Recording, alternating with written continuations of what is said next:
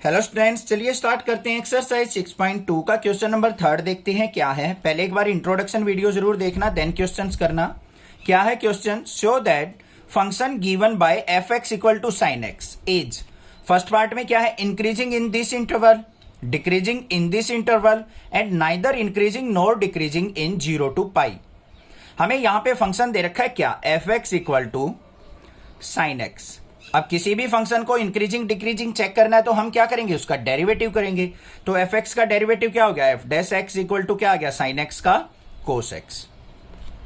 अब हमें इसको चेक करना है कि ये इन इंटरवल में क्या वैल्यू देता है, नेगेटिव वैल्यू देगा, पॉजिटिव वैल्यू देगा या क्या वैल्यू दे रहा है। उसके बेसिस पे हम लिखेंगे इंक्रीजिंग या डिक्रीजिंग।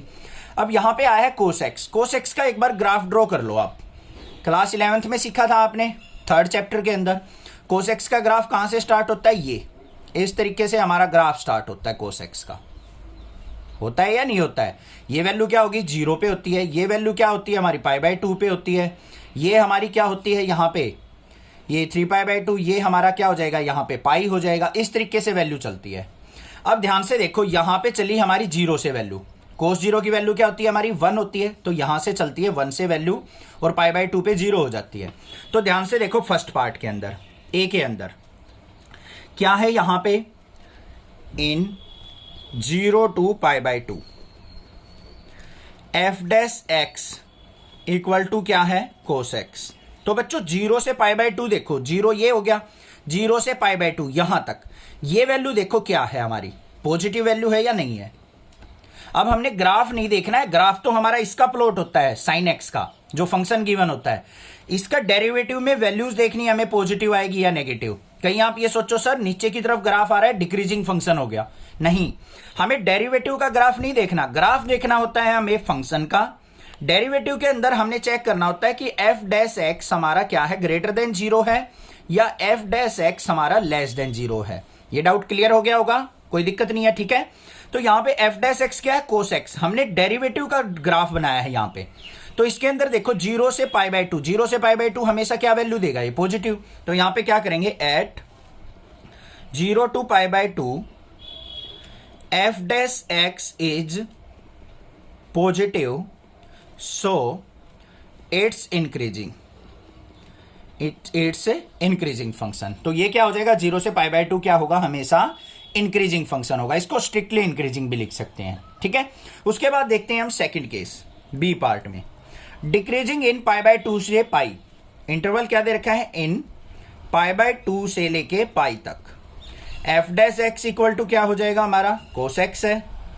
तो यहां पे देखो एट π/2 से लेके पाई तक हम ग्राफ पे नजर डालेंगे भाई, हम क्यों और कुछ करें। π/2 से लेके पाई तक, π/2 ये है और पाई ये है, 0 से नीचे वैल्यू है। तो ये वैल्यूज क्या है हमारी, सारी की सारी नेगेटिव वैल्यूज है। π/2 से लेके पाई तक क्या वैल्यू देगा, कोस एक्स हमारी नेगेटिव वैल्यू देगा। तो यहां पे क्या हो जाएगा, F dash x is negative, so it's strictly decreasing function. तो ये क्या हो जाएगा बच्चों, हमारा डिक्रीजिंग फंक्शन हो जाएगा। ये बात भी क्लियर हो गई, कोई दिक्कत नहीं है। थर्ड केस और देख लेते हैं, इसका क्या है, C part, neither increasing nor decreasing in 0 to pi. 0 यहां पे है, पाई ये है। तो इसके अंदर देखो, यहां पे 0 पे तो पॉजिटिव वैल्यू था, 0 से π/2, और π/2 से पाई नेगेटिव वैल्यू है, एक बार पॉजिटिव एक बार नेगेटिव। तो हम इस केस में क्या कहेंगे, ना तो वो इंक्रीजिंग है ना ही डिक्रीजिंग है, क्योंकि दोनों वैल्यूज आ रही हैं हमारी।